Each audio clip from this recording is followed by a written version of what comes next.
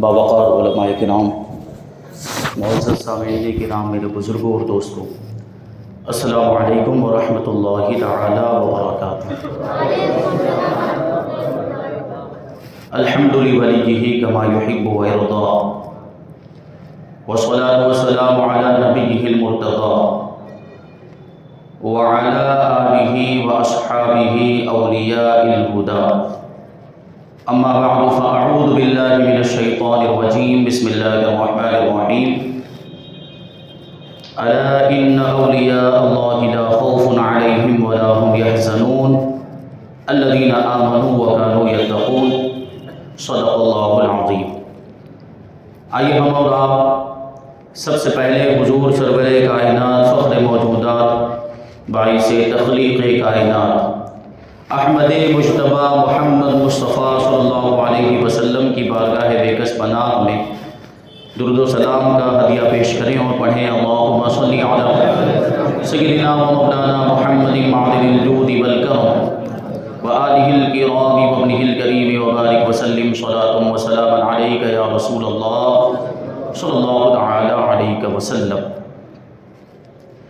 عزیزان ملت اسلامیہ، جیسا کہ آپ سب جانتے ہیں کہ ہم اور آپ یہاں پر حضور اکرم العلماء حضرت علامہ و مولانا الحاج محمد ابراہیم اکرمی خلیفہ حضور نذیر الاکرمی علیہ الرحمت و رضوان کی بارگاہ میں خراج عقیدت پیش کرنے کے لیے حاضر ہوئے۔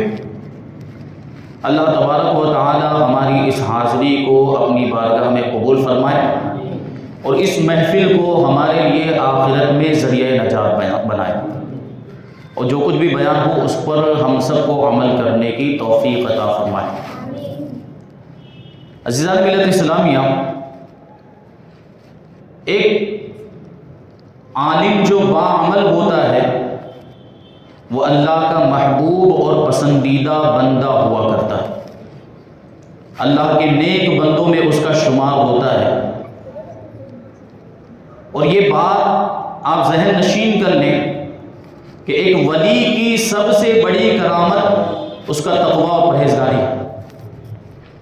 آج ولی کی ولایت کو کرامتوں کے ذریعے ناپا جاتا ہے، کرامتوں کے ذریعے جانچا جاتا ہے کہ کس کی کتنی کرامتیں ہیں، اور کرامت کو ولایت کا معیار سمجھا جاتا ہے، حالانکہ ایسا نہیں ہے، بلکہ تقوی اور پرہیزگاری، خدا کا خوف، شریعت پر عمل کرنا، یہ ولی کی سب سے بڑی کرامت ہوا کرتی ہے۔ اللہ تبارک و تعالیٰ قرآن مجید کے اندر ارشاد فرماتا ہے ان اکرمکم عند اللہ اتقاکم، بے شک تم میں اللہ کے نزدیک سب سے زیادہ معزز اور کرامت والا وہ ہے جو تم میں سب سے بڑا متقی اور پرہیزگار۔ تو جو عالم باعمل ہو، جس کا ظاہر اور باطن یکساں ہو، وہ خلوت میں بھی شریعت پر عمل کرتا ہو، جلوت میں بھی شریعت پر عمل کرتا ہو، وہ شہر میں رہ کر حضر میں بھی شریعت پر عمل کرتا ہو، سفر میں بھی شریعت کی پابندی کرتا ہو، تو وہ اللہ کے محبوب بندوں میں شمار ہوتا ہے، اس کے پسندیدہ بندوں میں شمار ہوا کرتا ہے۔ تو حضور اکرم العلماء جن کی بارگاہ میں ہم لوگ خراج عقیدت پیش کرنے کے لیے حاضر ہوئے، ان کے بارے میں معلوم ہوا کہ بڑے باعمل عالم دین تھے، متقی پرہیزگار تھے، تو ان کے مقام و مرتبے کے لیے اتنا ہی کافی ہے کہ وہ متقی و پرہیزگار تھے۔ تو یہ شان ہے، تو اللہ والوں کو اللہ تبارک و تعالیٰ ایسا مقام و مرتبہ عطا فرماتا ہے۔ دنیا میں ہم غور و فکر کریں تو دنیا میں ہر طرف یہ خوف کا اور ڈر کا ماحول ہے، چاہے وہ حیوانات ہو، نباتات ہو، جمادات ہو، انسان ہو یا انسان کے علاوہ دوسری مخلوقات ہو، ہر کسی کو کسی نہ کسی چیز کا ڈر ہے۔ یہ بلند و بالا پہاڑوں کو دیکھ لیں آپ کہ اگرچہ ان کو اپنی پائیداری پر، اپنی مضبوطی اور بلندی پر بڑا ناز ہے، لیکن ان کو بھی ڈر لگا رہتا ہے کہ کوئی سنگ تراش نہ آ رہا ہو، پہاڑوں کو تراشنے والا، پتھر توڑنے والا نہ آ رہا ہو۔ پھر اسی طریقے سے آپ دیکھیں تو یہ قسم قسم کے سرسبز و شاداب یہ درخت، بڑے بڑے تناور درخت اور اچھے اچھے پھل اور پھول دینے والے درخت، ان کو بھی اس بات کا خوف رہتا ہے کہ کوئی کلہاڑی لے کر نہ آ رہا ہو درختوں کو کاٹنے کے لیے۔ پھر یہ جو ہری بھری گھاس ہوتی ہے اس کو بھی اس بات کا ہمیشہ خوف رہتا ہے کہ کوئی چوپایا نہ آ رہا ہو، اور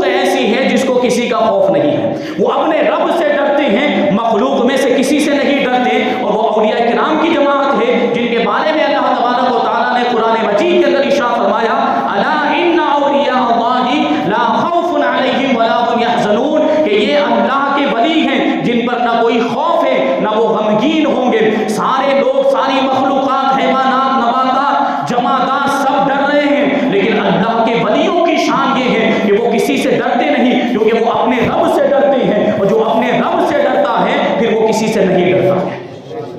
آج یہی بات ہو گئی.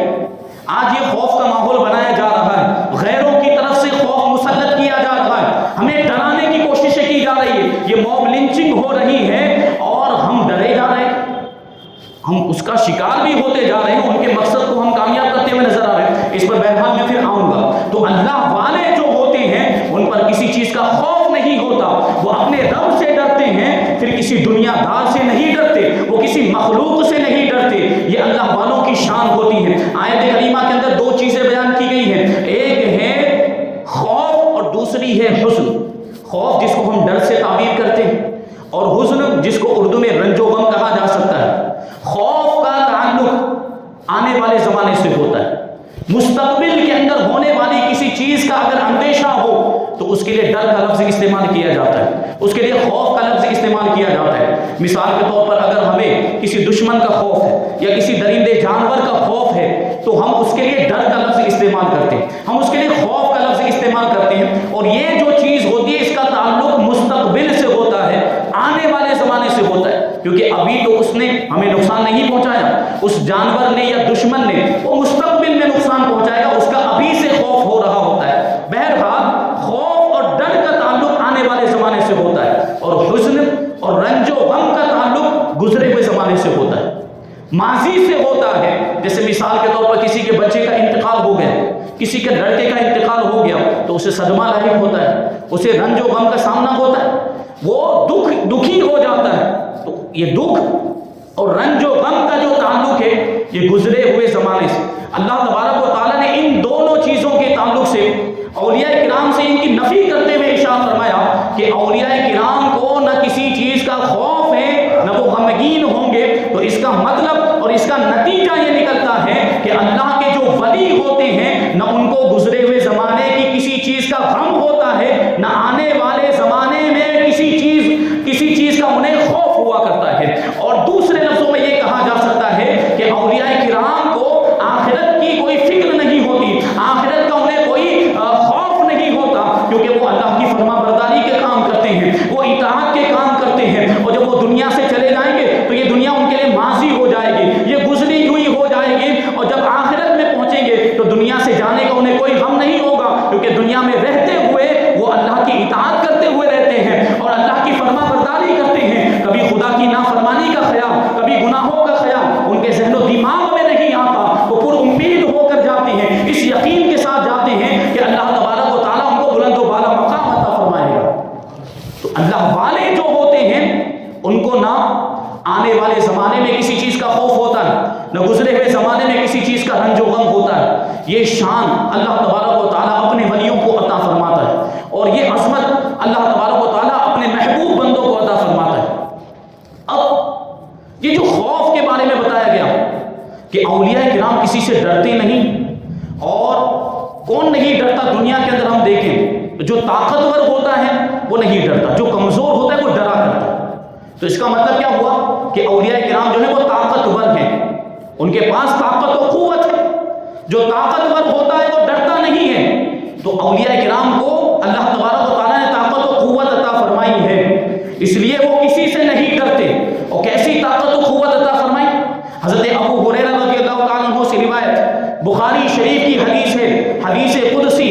حضرت ابو ہریرہ کہتے ہیں ان اللہ تعالی قال، اللہ تبارک و تعالیٰ نے ارشاد فرمایا من عادى لی ولیا فقد آذنته بالحرب، جو میرے کسی ولی سے دشمنی کرے میرا اس سے اعلان جنگ ہے. اور وما تقرب الی عبدی بشیء احب الی مما افترضت علیہ، اور میرا بندہ جتنا میری پسندیدہ چیزوں سے میرا قرب حاصل نہیں کر سکتا اس سے زیادہ وہ فرائض کے ذریعے میرا قرب حاصل کر لیا کرتا ہے. وما یزال یتقرب الی عبدی بالنوافل حتی احببته، اور میرا بندہ نوافل کے ذریعے میرا قرب حاصل کرتا رہتا ہے یہاں تک کہ میں اسے اپنا محبوب بنا لیتا ہوں. فاذا احببته كنت سمعه الذي يسمع به وبصره الذي يبصر به ويده التي يبطش به ورجله التي يمشي بها ورجله التي يمشي سألنی فأعطینہ ولئن استغاثنی لأعیذنہ۔ اللہ تبارک و تعالیٰ ارشاد فرماتا ہے کہ جب میں اپنے بندے کو محبوب بنا لیتا ہوں تو میں اس کا کان ہو جاتا ہوں جس سے وہ سنتا ہے، میں اس کی آنکھ ہو جاتا ہوں جس سے وہ دیکھتا ہے، میں اس کا ہاتھ ہو جاتا ہوں جس سے وہ کسی چیز کو پکڑتا ہے، میں اس کا پیر ہو جاتا ہوں جس سے وہ چلا کرتا ہے، اور اگر وہ مجھ سے کوئی سوال کرتا ہے تو میں ضرور اسے عطا کر دیا کرتا ہوں، اور اگر وہ مجھ سے فریاد کرتا ہے تو میں اس کی فریاد رسی کیا کرتا ہوں۔ سوچیں آپ کہ جب بندہ اس مقام پر پہنچ جاتا ہے جو تقرب کا مقام ہے تو اللہ تبارک و تعالیٰ کان ہو جاتا ہے، یہ خود حدیث کے الفاظ، اللہ تبارک و تعالیٰ آنکھ ہو جاتا ہے، اللہ تبارک و تعالیٰ اس کا ہاتھ ہو جاتا ہے، اللہ تبارک و تعالیٰ اس کا پاؤں ہو جاتا ہے۔ حالانکہ اللہ تبارک و تعالیٰ ان سارے اعضاء سے پاک ہے، اللہ تبارک و تعالیٰ جسم اور جسمانیات سے پاک ہے، اللہ کے ہاتھ نہیں، اللہ کی آنکھیں نہیں ہیں، اللہ کی نگاہیں نہیں، اللہ تبارک و تعالیٰ کے کان نہیں ہیں، اس کے پاؤں نہیں ہیں، ان ساری چیزوں سے پاک ہے۔ تو پھر اس حدیث پاک کا مطلب کیا ہے؟ تو اس حدیث پاک کا مطلب ہے کہ اللہ تبارک و تعالیٰ اپنے اولیاء کرام کو ان کی ذات کے اندر اپنی طاقت و قوت کا جلوہ عطا فرما دیا کرتا ہے، پھر اللہ والوں سے ایسی چیزیں ظاہر ہوتی ہیں جو اللہ تبارک و تعالیٰ کی طاقت و قوت کی یاد دلا دیا کرتی ہے، اسی کو ہم کرامت سے تعبیر کرتے ہیں۔ کرامت یہ آج اس کو لوگ سمجھنے کی کوشش کرتے ہیں اور کہتے ہیں کہ عقل میں نہیں آتی۔ بھائی کرامت کا مطلب یہ ہوتا ہے جو عقل کو حیران کر دے، جو عقل میں نہ آئے، جہاں تک عقل کی رسائی نہ ہو۔ اولیاء کرام کی کرامتیں جو ہوتی ہیں یہ انبیاء کرام کے معجزات کا مظہر ہوا کرتی ہیں، اور ولیوں کو جو کرامت ملتی ہے وہ نبی کے واسطے سے ملا کرتی ہے۔ اور ولایت کا جو مقام ہے، ولایت کا جو درجہ ہے، یہ کسبی نہیں، یعنی اپنے عمل کے ذریعے سے انسان ولایت کا مقام حاصل نہیں کر سکتا، بلکہ یہ اللہ کا عطیہ ہے، اللہ جسے چاہتا ہے ولایت عطا فرما دیتا ہے۔ بعض اوقات ایسا بھی ہوتا ہے کہ کوئی عمل نہیں کیا، کوئی عبادت و ریاضت، کوئی مجاہدہ نہیں کیا، لیکن اللہ تبارک و تعالیٰ ولایت کا مقام عطا فرما دیتا ہے۔ ہاں یہ بات ہے کہ یہ ریاضت و مجاہدہ، یہ عبادتیں، نفل نمازیں، یہ اللہ تبارک و تعالیٰ کی بارگاہ میں قرب کا ذریعہ بنتی ہیں اور ولایت کے حصول میں ممد اور معاون اور مددگار ہوا کرتے ہیں، لیکن بہرحال ولایت اللہ کا عطیہ ہے۔ حضور اشرف الفقہاء نے اور تابعی انوار مفتی اعظم ہند کے اندر یہ بات لکھی ہے، جو فن خطابت کے تعلق سے باتیں لکھی کہ حضور مفتی اعظم ہند نے ان کو کس طریقے سے خطابت کے جوہر سکھائے۔ تو ایک مرتبہ تقریر میں حضور اشرف الفقہاء علیہ رحمت و رضوان نے یہ بات بیان کر دی کہ یہ ولایت جو ہے یہ ایسے ہی حاصل نہیں ہوتی، اس کے لیے بڑے پاپڑ بیلنے پڑتے ہیں، اس طرح کے جملے حضور اشرف الفقہاء نے کہے تو حضور مفتی اعظم ہند نے اصلاح فرماتے ہوئے ارشاد فرمایا کہ مولانا یہ جو ولایت ہوتی ہے یہ ریاضت و مجاہدہ سے، محنت و مشقت سے حاصل نہیں ہوتی، یہ تو اللہ کا عطیہ ہوا کرتی ہے، اللہ جسے چاہتا ہے عطا فرما دیا کرتا ہے۔ تو یہ اللہ والے جو ہوتے ہیں یہ اللہ کے مقبول بندے ہوتے ہیں، اولیاء کرام، اللہ تبارک و تعالیٰ ان کو اپنی طاقت و قوت کا جلوہ عطا فرما دیا کرتا ہے، پھر اللہ تبارک و تعالیٰ کی طاقت و قوت کے جو نظارے ہوتے ہیں وہ ان کی ذات کے ذریعے دیکھے جا سکتے ہیں۔ اب یہ سوال ہوتا ہے کہ یہ کیسے ہو سکتا ہے؟ تعجب کی بات کہ اللہ تبارک و تعالیٰ کی طاقت اور قوت کا جلوہ یہ اولیاء کرام کی ذات میں کیسے آ جاتا ہے، یہ کیسے ہو سکتا ہے؟ تو غور کریں مثالوں میں، یہ لوہا ہم دیکھتے ہیں، یہ لوہا ٹھنڈا ہوتا ہے، گرم نہیں ہوتا، اور اس کا رنگ کالا ہوتا ہے، لیکن جب اسی لوہے کو ہم اگر آگ کی بھٹی کے اندر ڈال دیں، تھوڑی دیر تک اس میں ہی رہنے دیں آگ کی بھٹی کے اندر، تو تھوڑی دیر کے بعد کیا ہوگا؟ وہی لوہا جو ٹھنڈا تھا وہ گرم ہو جائے گا، اور اس کا رنگ جو کالا تھا وہ رنگ بھی تبدیل ہو جائے گا، اس کا رنگ وہی ہو جائے گا جو آگ کا رنگ۔ اب آپ غور کریں کہ آگ نے لوہے کے اندر وہ اثر کیا کہ لوہے کا رنگ بھی تبدیل ہو گیا اور اس کی کیفیت بھی تبدیل ہو گئی، وہ ٹھنڈا تھا تو وہ گرم ہو گیا۔ اب لوہے سے وہی کام لیا جا رہا ہے جو آگ سے لیا جا رہا تھا، جو آگ سے کام لیا جاتا ہے وہی کام اب لوہے سے لیا جا رہا ہے، لیکن اس کے باوجود یہ نہیں کہا جاتا کہ لوہا آگ ہو گیا، آگ الگ چیز ہے اور لوہا الگ چیز ہے۔ بالکل اسی طریقے سے اللہ تبارک و تعالیٰ اپنی طاقت اور قوت کے جلوے اپنے ولیوں کو عطا فرما دیتا ہے، پھر یہ طاقت اور قوت کے نظارے اولیاء کرام کی ذات سے ظاہر ہونے لگتے ہیں۔ اس کا یہ مطلب نہیں ہوتا کہ یہ اللہ والے جو ہیں، اللہ کے ولی یہ خدا ہو گئے، نہیں، اللہ اللہ ہے اور بندہ بندہ ہے، بندوں کو اللہ تبارک و تعالیٰ طاقت و قوت عطا فرما دیتا ہے۔ یہ جو کسی شاعر نے کہا کہ خاصان خدا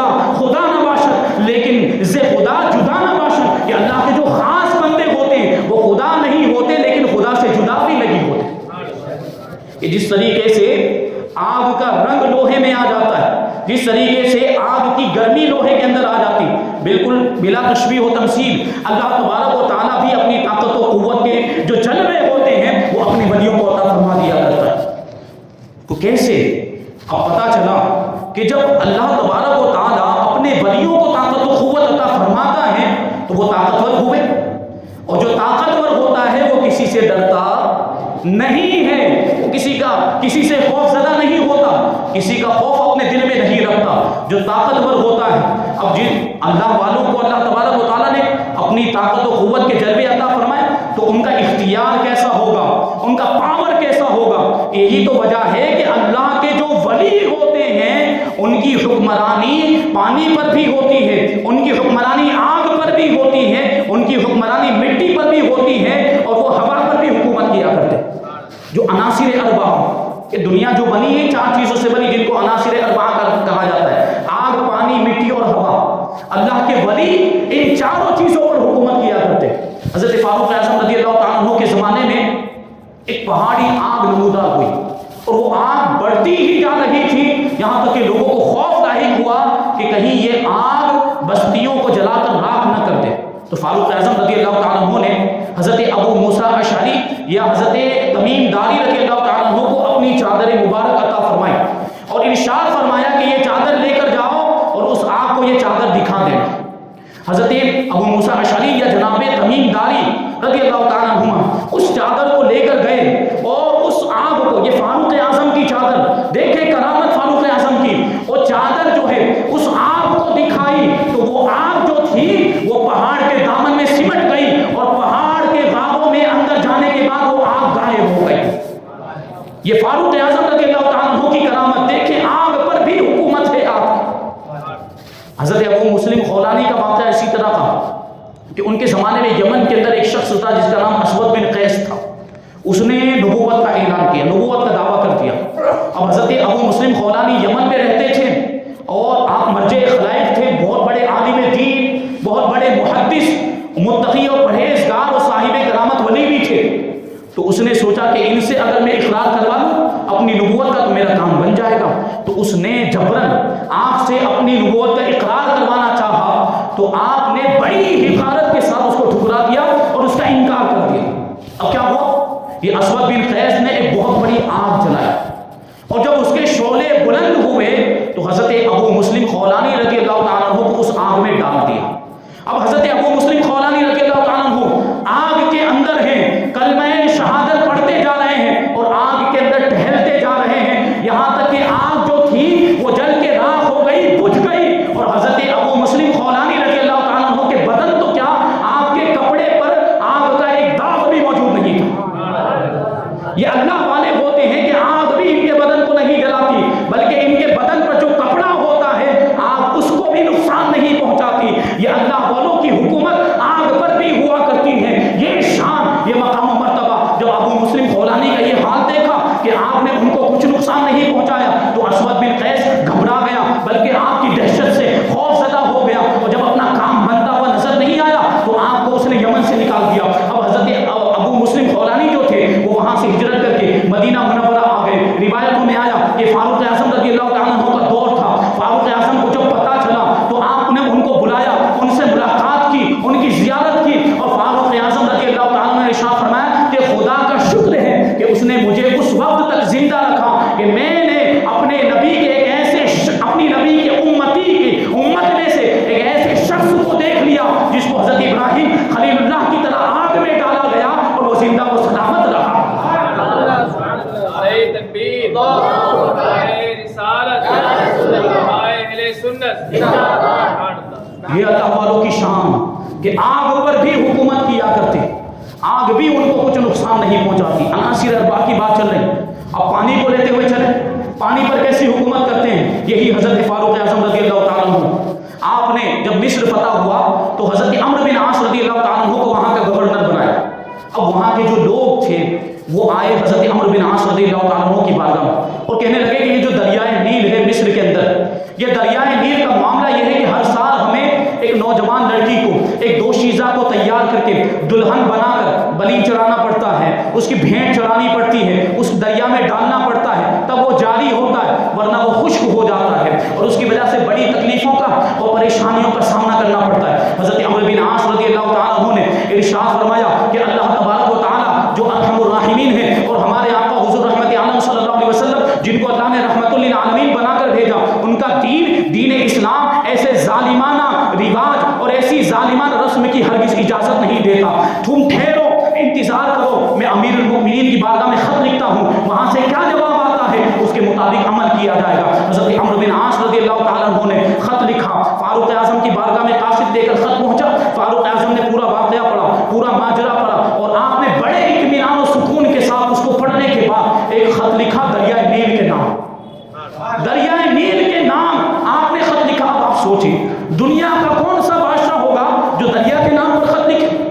اس سے کیا پتا چلا کہ فاروق اعظم کی حکومت دریاؤں پر بھی ہے۔ وہ جانتے ہیں کہ دریا کو حکم دوں گا تو میری بات مانے گا، کیونکہ وہ بھی آپ کے ماتحت ہے۔ فاروق اعظم رضی اللہ تعالیٰ عنہ نے خط لکھا، قاصد کے ذریعے روانہ کیا، ارشاد فرمایا اس خط کو لے جا کر دریائے نیل کے اندر ڈال دینا۔ اب قاصد وہ خط لے کر آیا، حضرت عمرو بن عاص کے پاس پہنچا۔ حضرت عمرو بن عاص نے اس خط کو کھولا، اس کے اندر کیا لکھا ہوا تھا، اس کی عبارت دیکھیں۔ فاروق اعظم رضی اللہ تعالیٰ عنہ نے لکھا تھا اس کے اندر الی نیل مصر من عبد اللہ عمر بن الخطاب اما بعد ان كنت تجری بنفسك فلا حاجت لنا الیک وان كنت تجری باللہ فاجری علی اسم اللہ۔ حضرت فاروق اعظم نے اس میں لکھا تھا کہ اے دریائے نیل، یہ جو خط ہے یہ تیرے نام اللہ کے بندے عمر ابن خطاب کی جانب سے یہ خط آیا ہے، اور اے دریائے نیل تو سن لے، اگر تو خود ہی جاری ہوتا ہے تو ہمیں تیری کوئی ضرورت نہیں ہے، اگر تو خود سے جاری ہوتا ہے تو ہمیں تیری کوئی حاجت نہیں ہے، اور اگر اللہ کے حکم سے جاری ہوتا ہے تو اللہ کے نام پر جاری ہو جا۔ فاروق اعظم رضی اللہ تعالیٰ عنہ کا وہ خط جب دریائے نیل کے اندر ڈالا گیا تو دریائے نیل ایسا جاری ہوا کہ آج تک وہ کبھی خشک نہیں ہوا۔ حضرت ہمارے حضری صاحب نے تو دریائے نیل کو دیکھا ہے، یہ بہت بڑا دریا ہے۔ دریائے نیل مصر کے اندر، ایجپٹ کے اندر موجود ہے، اور مصر کی معیشت، اکونومی کا دار و مدار اس دریا پر، اور یہ دریا بہت سی ملکوں کو جوڑتا ہے، اور اس کا جاری ہونا، آج تک جاری رہنا، یہ فاروق اعظم کی کرامت ہے۔ وہ خط جب ملا تو دیکھیں یہ اللہ والوں کی حکومت پانی پر بھی، آپ نے اس کو حکم دیا جاری ہونے کا تو وہ جاری ہو گیا، اور آج تک جاری ہے، آج تک وہ خشک نہیں ہوا۔ یہ شان ہوتی ہے اللہ والوں کی۔ اسی طرح کے ایک واقعہ فاروق اعظم رضی اللہ تعالیٰ عنہ نے ایک لشکر کو بھیجا جنگ کے لیے۔ اب اس کے جو امیر تھے حضرت سعد بن ابی وقاص، اور اس کے جو کمانڈر تھے حضرت خالد بن ولید سیف اللہ رضی اللہ تعالیٰ عنہ۔ تو یہ لشکر اب ان کو جانا تھا مدائن کسریٰ کی جانب۔ اب درمیان میں دریائے دجلہ پڑتا تھا۔ دریا دجلہ کے کنارے جب یہ لشکر پہنچا تو اب وہاں پر کوئی کشتی نہیں تھی کہ جس کے ذریعے سے اس دریا کو پار کیا جائے اور سامنے کی جانب اس طرف اس کنارے پر جہاں ان کی منزل تھی وہاں پہنچا جائے۔ تو حضرت سعد ابن ابی وقاص رضی اللہ تعالیٰ عنہ اور حضرت خالد ابن ولید رضی اللہ تعالیٰ عنہ یہ دونوں آگے بڑھے اور دریا کو مخاطب کر کے ارشاد فرمایا، یا بحر انک تجری بامر اللہ فبحرمت محمد صلی اللہ علیہ وسلم وبعدل عمر خلیفۃ رسول اللہ صلی اللہ علیہ وسلم اللہ خلیتنا والعبور۔ وہ دریا کو مخاطب کر کے ہوئے یہ دونوں حضرات کہتے ہیں کہ اے سمندر تو اللہ کے حکم سے جاری ہوتا ہے، تجھے نبی پاک صلی اللہ علیہ وسلم کی حرمت کا واسطہ اور فاروق اعظم حضرت عمر رضی اللہ تعالیٰ عنہ جو رسول اللہ کے خلیفہ ہیں ان کے عدل و انصاف کا واسطہ، اے دریا تو ہمیں گزرنے کے لیے راستہ کیوں نہیں دے دیتا؟ اتنا فرمانا تھا کہ وہ سب جو دریا، وہ لشکر جو لے کر آئے تھے پورے لشکر کو دریا کے اندر ڈال دیا۔ راوی بیان کرتے ہیں فَعَمَرَ الْجَيْشُ بِخَيْلِهِ وَرِجَالِهِ وَجِمَالِهِ وَرِجَالِهِ وَإِلَى الْمَدَائِنِ وَلَمْ تَقْتَلْ حَوَافِرُهَا۔ یہ پورا جو لشکر تھا وہ اپنے جانوروں کے ساتھ، اپنے گھوڑوں کے ساتھ، اپنے اونٹوں کے ساتھ اور جتنے بھی آدمی تھے ان سب کے ساتھ یہ پورا لشکر اس دریا کو پار کرتے ہوئے دوسرے کنارے پر پہنچ گیا، اور حال یہ تھا کہ جانوروں کے کھر بھی تر نہیں ہوئے تھے۔ جانوروں کے کھر جو ہوتے ہیں وہ بھی تر نہیں ہوئے تھے۔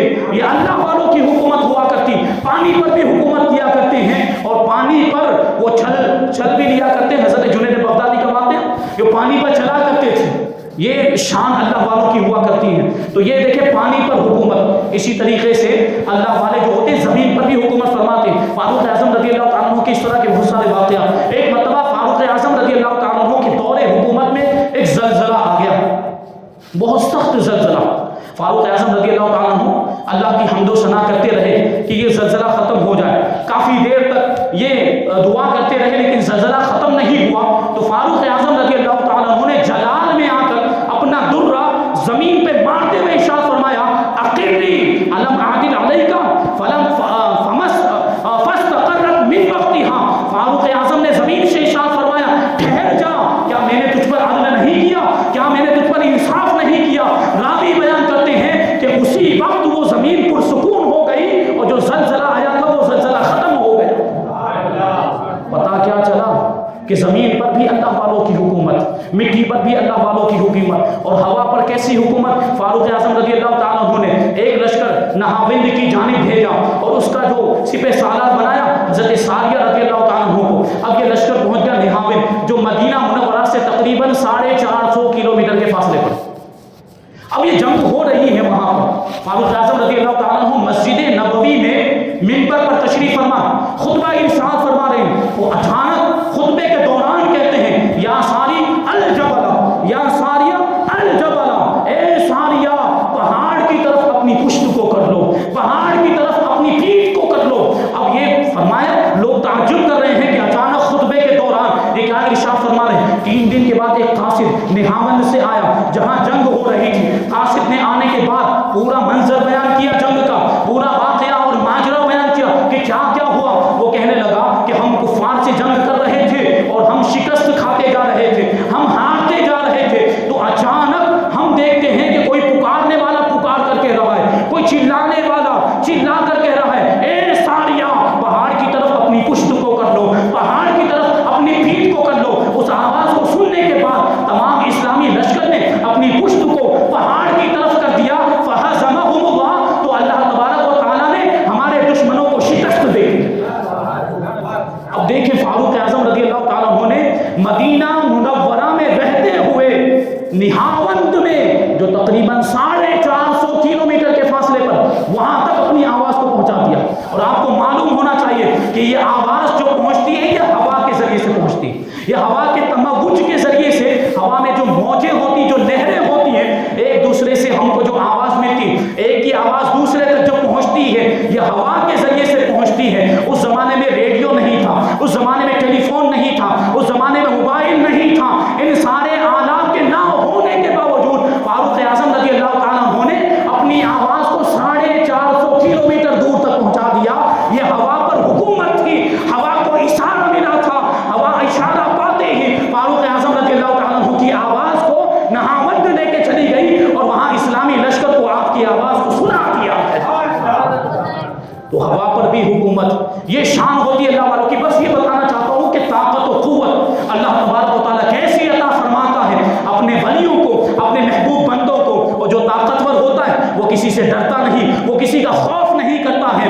اور یہ جو عناصر اربعہ کی میں نے بات کہی، جب عناصر اربعہ پر اللہ کے ولیوں کی حکومت ہوتی ہے تو جو چیزیں ان سے بنتی ہیں، عناصر اربعہ سے بنتی ہیں، ان پر بھی اللہ کے ولیوں کی حکومت ہوا کرتی. انسان بھی تو عناصر اربعہ سے بنا ہے، دیگر مخلوقات بھی تو عناصر اربعہ سے بنی ہیں. اسی طرح سے ایک واقعہ حضرت سفیان ثوری رضی اللہ تعالیٰ عنہ کا ہے کہ ان کی ملاقات ایک مرتبہ حضرت شیبان رائی رضی اللہ تعالیٰ عنہ سے ہو گئی. اب یہ دونوں ساتھ میں سفر کرنے لگے. سفر کرتے کرتے ایک ایسے مقام پر پہنچے جہاں 2 پہاڑوں کے درمیان ایک تنگ راستہ تھا اور اسی راستے میں ایک شیر بیٹھا ہوا تھا. اب وہاں پہ سب مسافر جمع ہیں. اب جانے کے لیے اس راستے کو پار کرنے میں سب ڈر رہے ہیں، سب گھبرا رہے تھے کہ اگر ہم یہاں سے گزریں گے، شیر کے قریب پہنچیں گے تو شیر ہمیں نقصان پہنچا دے گا. لیکن حضرت شیبان رائی رضی اللہ تعالیٰ عنہ بڑی بے تکلفی کے ساتھ اور انتہائی بے خوفی کے ساتھ بغیر ڈرے ہوئے آگے گئے اور شیر کا کان پکڑ کے اسے وہاں سے اٹھا دیا. شیر کا کان، جیسے ہمارے گھر میں بلی ہوتی، پالتو بلی، ہم اس بلی کو کیسے اٹھا کر ادھر سے ادھر کر سکتے ہیں. یہ اللہ والوں کی شان دیکھیں. حضرت شیبان رائی نے شیر کو، اس کے خوف کا عالم کیسے ہوتا ہے، لیکن اللہ والے کسی سے نہیں ڈرتے، کسی بھی مخلوق سے نہیں ڈرتے. تو انہوں نے شیر کا کان پکڑ کر اسے وہاں سے اٹھا دیا. آپ خود بھی اس راستے سے گزر گئے اور جو مسافر رکے ہوئے تھے وہ سب بھی گزر گئے. یہ اللہ والوں کی شان ہوتی. اللہ تعالیٰ ایسا اختیار ان کو عطا فرماتا ہے، زبان میں ایسی تاثیر عطا فرماتا ہے کہ اللہ والے جو کہہ دیتے ہیں بالکل ویسا ہی ہو جایا کرتا ہے. اللہ والے جو کہہ دیتے ہیں ان کی زبان سے جو نکل جاتا ہے اللہ تبارک و تعالیٰ اسی کو کرامت بنا کر وجود بخش دیا کرتا ہے، وہ چیز موجود ہو جاتی ہے۔ آپ نے قطب عالم رحمۃ اللہ تعالیٰ کا واقعہ سنا ہوگا، سید برہان الدین قطب عالم جو حضرت شاہ عالم رحمۃ اللہ تعالیٰ کے والد ماجد بٹوا شریف میں احمد آباد کے قریب ان کا مزار پاک موجود ہے۔ ایک مرتبہ تہجد کی نماز کے لیے جا رہے تھے تو ایک چیز سے ٹھوکر لگی، اندھیرا تھا، نظر نہیں آیا کہ کیا ہے، آپ کی زبان سے یہ جملے نکلے، لوہا ہے، لکڑی ہے، کنکر پتھر ہے، نہ جانے کیا ہے۔ آپ نے کیا ارشاد فرمایا؟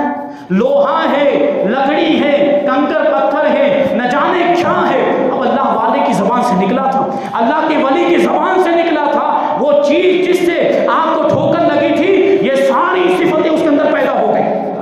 اب اس کو دیکھ رہے ہیں دیکھنے والے، تو ایک طرف سے دیکھو تو لوہا نظر آتا ہے، پھر اور غور سے دیکھو تو لکڑی نظر آتا ہے، پھر اور توجہ کرو اور غور کرو تو پتھر نظر آتا ہے، لیکن آخر میں ہر دیکھنے والا یہ کہنے پر مجبور ہو جاتا ہے نہ جانے کیا ہے۔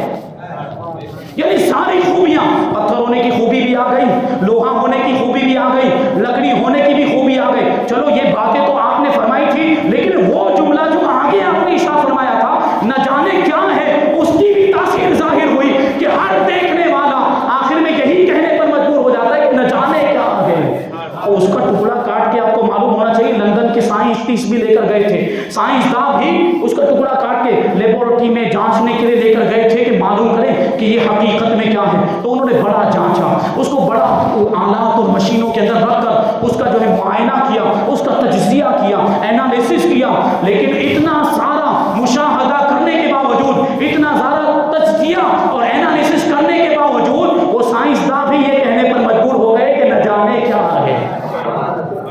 یہ اللہ والوں کی زبان میں وہ تاثیر ہوتی ہے، جو فرما دیتے ہیں وہ ہو جاتا ہے۔ امروہہ کا واقعہ، مراد آباد ضلع کے اندر امروہہ ہے، حضرت شرف الدین شاہ ولایت رحمۃ اللہ تعالی علیہ یہ امروہہ میں تشریف لائے، آپ کے پیر و مرشد نے آپ کو بھیجا امروہہ کے اندر، اور وہاں پر پہلے سے حضرت شاہ نصیر الدین رحمۃ اللہ تعالی علیہ موجود تھے، یہ بھی اللہ کے ولی۔ تو جب حضرت شاہ ولایت امروہہ میں آئے تو شاہ نصیر الدین نے آپ کو منع کیا یہاں سے چلے جائیں، تو حضرت شاہ ولایت نے کہا کہ میں نہیں جاؤں گا، مجھے تو میرے پیر و مرشد نے بھیجا۔ اب دونوں بزرگوں کے درمیان اختلاف ہو گیا، تو حضرت شاہ ولایت نے کیا ارشاد فرمایا کہ تم مجھے یہاں سے نکال رہے ہو، اور آپ کے جو شاہ نصیر الدین تھے انہوں نے کہا کہ تم یہاں سے جا کیوں نہیں رہے، میری بات کیوں نہیں مان رہے، جاؤ تمہارے مزار پر بچھو رہیں گے، جاؤ تمہارے مزار پر بچھو رہیں گے۔ تو جواب میں انہوں نے بھی کہہ دیا کہ جاؤ تمہارے مزار پر گدھے رہیں گے، جاؤ تمہارے مزار پر گدھے رہیں گے۔ تو اب وہ جو تھے شاہ نصیر الدین وہ کہنے لگے کہ جب تم نے کہہ ہی دیا ہے تو میرے مزار پر گدھے رہیں گے لیکن وہ گندگی نہیں کریں گے۔ تو اس کے جواب میں شاہ ولایت کہتے ہیں کہ جب آپ نے کہہ ہی دیا ہے کہ میرے مزار پر بچھو رہیں گے تو بچھو رہیں گے تو صحیح، لیکن کسی کو تکلیف نہیں پہنچائیں گے، کسی کو ڈنک نہیں ماریں گے۔ اللہ والوں کی زبان سے یہ جملے نکلے تھے۔ آج بھی ان دونوں بزرگوں کے مزارات پر جا کر آپ دیکھ رہے ہیں، امروہہ کے اندر حضرت شاہ ولایت رحمۃ اللہ تعالی علیہ، حضرت شرف الدین شاہ ولایت رحمۃ اللہ تعالی علیہ کے مزار پر آج بھی بہت سارے بچھو آپ کو ملیں گے۔ لوگ بچھوؤں کو ہاتھ میں بھی اٹھاتے ہیں، ان کے ڈنک پر انگلی بھی لگاتے ہیں، لیکن بچھو کسی کو تکلیف نہیں پہنچاتے، کسی کو ڈنک نہیں مارتے ہیں، کیونکہ وہ اللہ کے ولی ان کی زبان سے نکلا تھا کہ بچھو رہیں گے تو صحیح لیکن کسی کو تکلیف نہیں پہنچائیں گے۔ بالکل اسی طریقے سے شاہ نصیر الدین کے مزار پر گدھے مل جاتے ہیں، بلکہ کسی کمہار کا اگر کوئی گدھا کھو جاتا ہے، گم ہو جاتا ہے تو وہ بتاشے لے کر حضرت کی بارگاہ میں حاضر ہو جاتا، حضرت کے مزار پر پہنچ جاتا ہے تو اس کا کھویا ہوا گدھا انہی کے مزار پر اس کو مل جایا کرتا ہے۔ وہاں گدھے رہتے ہیں لیکن کبھی پیشاب پاخانہ نہیں کرتے، کبھی گندگی نہیں کرتے، کیونکہ انہوں نے کہا تھا کہ گدھے رہیں گے تو صحیح لیکن گندگی نہیں کریں گے۔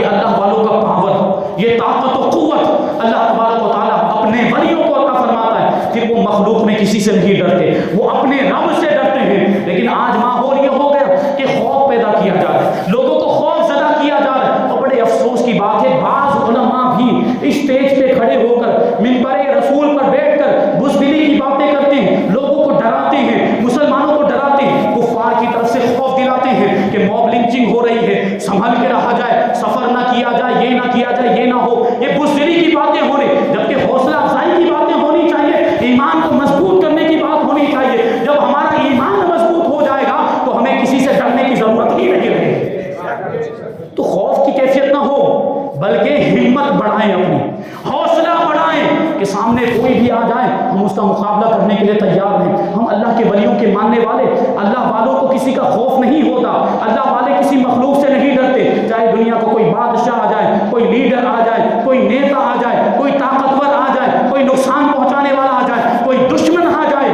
یہ کسی کو بھی خاطر میں نہیں لاتے۔ تو ہمیں بھی وہ کیفیت پیدا کرنی چاہیے، ہمیں بھی اپنے ایمان کو مضبوط کرنا چاہیے۔ اللہ والوں کو خوف کیوں نہیں ہوتا؟ کیونکہ وہ اللہ کے نیک بندے ہوتے ہیں، ہمیشہ اللہ کی اطاعت و فرما برداری کرتے ہیں، اللہ تبارک و تعالیٰ کی فرما برداری کے کاموں میں لگے رہتے ہیں، نافرمانی نہیں کرتے، گناہوں کے کام نہیں کرتے، تب جا کے اللہ ان کو یہ مقام و مرتبہ عطا فرماتا ہے۔ تو ہم بھی اگر طاقت و قوت حاصل کرنا چاہتے ہیں، ہم بھی اگر چاہتے ہیں کہ ہمارا کھویا ہوا وقار ہمیں مل جائے، وہ روب مل جائے، وہ ہیبت مل جائے جو صحابہ کرام کو اللہ تبارک و تعالیٰ نے عطا فرمائی۔ یہی فاروق اعظم یہ ٹوٹی ہوئی چٹائی پر سویا کرتے تھے، ہاتھ کا تکیہ ہوتا اور بدن مبارک پر جو لباس پہنا کرتے تھے اس میں کئی پیوند لگے ہوتے، لیکن فاروق اعظم کی ہیبت کا عالم کہ اس زمانے کے جو سپر پاور کیسر و کسریٰ تھے وہ بھی فاروق اعظم کی ہیبت سے کانپ جایا کرتے تھے۔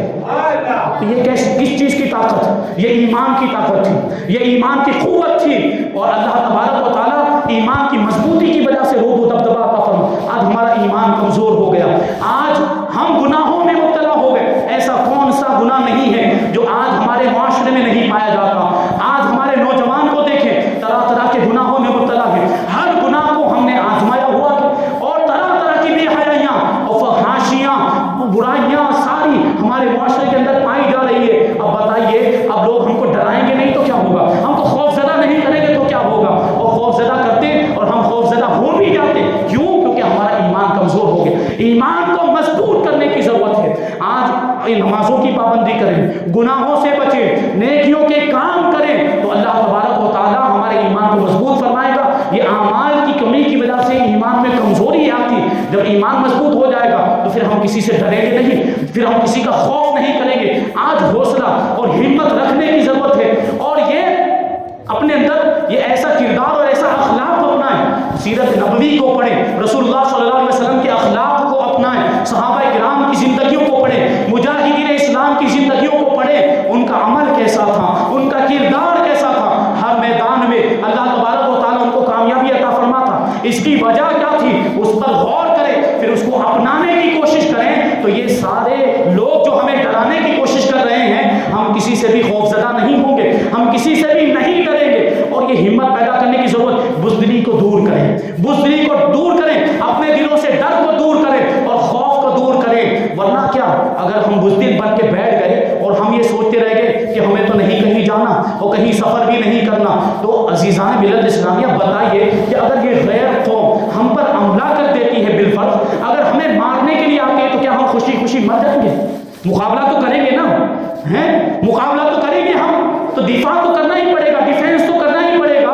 بلکہ ہونا یہ چاہیے کہ ایک ایمان والا اگر مرنا ہی ہے تو 10 کو مار کے مرے، اور ایک مومن جو ہوگا وہ 10 کو مارے گا، لیکن جو پکا مومن ہوگا، جو نمازی مومن ہوگا، جو گناہوں سے بچنے والا ہوگا، وہ 100 کو مار کر جنت میں جائے گا۔ تو ایسی ایمان کی مضبوطی پیدا کریں۔ یہ وقت قریب آ رہا ہے، جو تریپورہ میں ہوا ہے یہ پورے ہندوستان میں ہوگا، اس کے لیے ہم کو تیاری کرنی ہے، اس کے لیے ہم کو تیار ہونا ہے۔ حوصلہ اور ہمت، ہمیں دوسرے لوگوں کے درمیان بھی، اپنے بھائیوں کے درمیان بھی یہ چیز پہنچانی، یہ خوف کی کیفیت کو دور کرنا، یہ دہشت کو دور کرنا ہے، کیونکہ ان کا مقصد ہی ہم کو دہشت زدہ کرنا ہے، ہم کو خوف زدہ کرنا ہے۔ تو ہم کو خوف زدہ نہیں ہونا، ہم کو دہشت میں مبتلا نہیں ہونا ہے۔ ہم اللہ کے ولیوں کے ماننے والے، ہم اللہ کے ولیوں کے دامن سے وابستہ، وہ کسی سے نہیں ڈرتے تھے۔ ان کے وسیلے سے اللہ کی بارگاہ میں دعا کریں کہ اللہ تبارک و تعالی ہمیں اپنا کھویا ہوا وقار واپس لوٹا دے، وہ روب و دبدبا، وہ ہیبت ہمیں عطا فرما دے، مجاہدین اسلام جیسا جذبہ قربانی ہمیں عطا فرمائے، ناموں سے رسالت پر پہرا دینے کی ہمیں توفیق عطا فرمائے، عزت رسول کی حفاظت کے لیے ہمیں اپنا سب کچھ قربان کرنے کی توفیق عطا فرمائے، اولیاء کرام سے محبت کرنے اور اولیاء کرام کے دامن سے وابستہ رہنے کی توفیق عطا فرمائے، اور اپنی نسلوں تک اولیاء کرام کی محبت کو منتقل کرنے کی توفیق عطا فرمائے۔ وما علینا الا البلاغ۔ السلام علیکم۔ سبحان اللہ، سبحان اللہ۔ مصطفیٰ